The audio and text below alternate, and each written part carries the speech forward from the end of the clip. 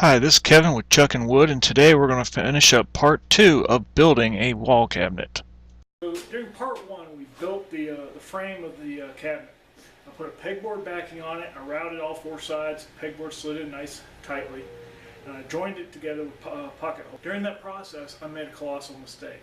Instead of putting pocket holes in just one piece of wood, I put them in both, so that when they came together, it created some problem.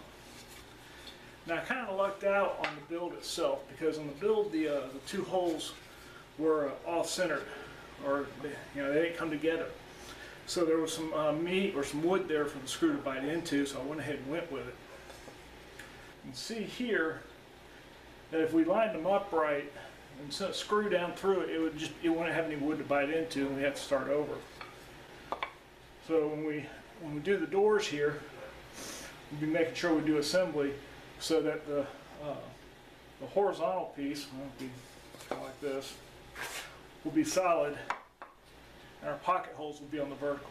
Okay, that'll give a good tight grain for the screws to pull into, and we won't run into that problem again. So as I've always said, Chuck and Wood, we make the mistakes so you don't have to. You've seen my mistake, and hopefully we don't do it again. For today's part of the project, we're going to build the doors.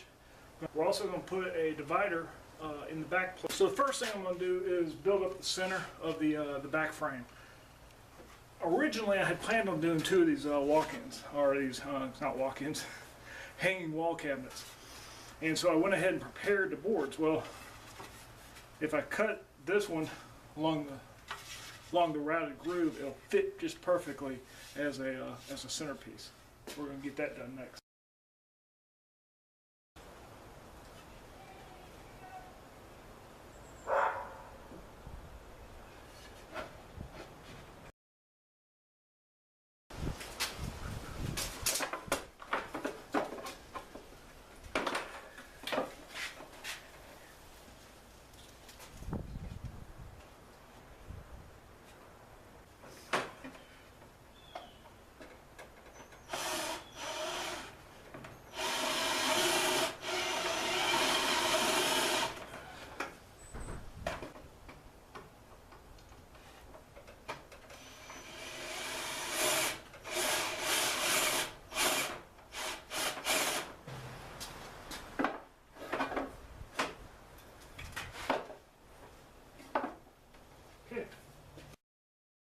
Okay, framing out the doors will pretty much be an instant replay of what we just did. We'll measure out the vertical pieces, cut them. We'll measure out the bottom and the top will actually be broken out in two pieces for each door. We'll cut each one on the chop saw, then we'll take them over to the router, route the same dado that we did for the pegboard on the backing, and then we'll assemble.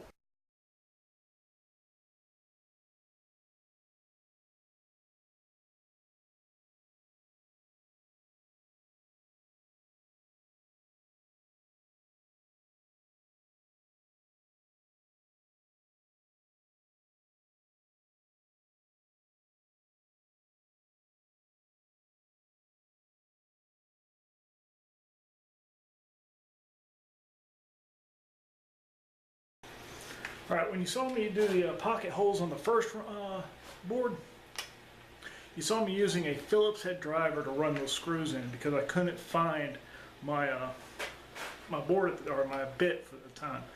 That'll work in a pinch, but I found my my square bit, and that's how we're going to finish out this project.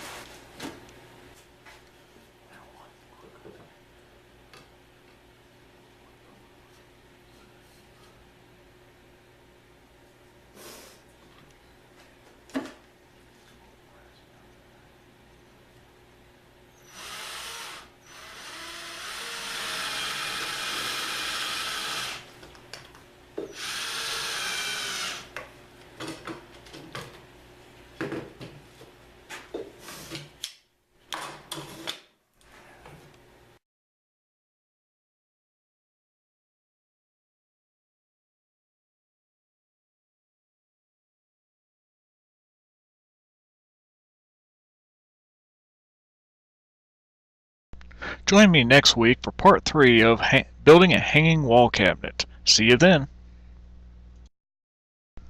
While you wait for part 3, join us on our Facebook page at Chuckin' Wood, or go to our website and read our written blog at www.chuckinwood.com.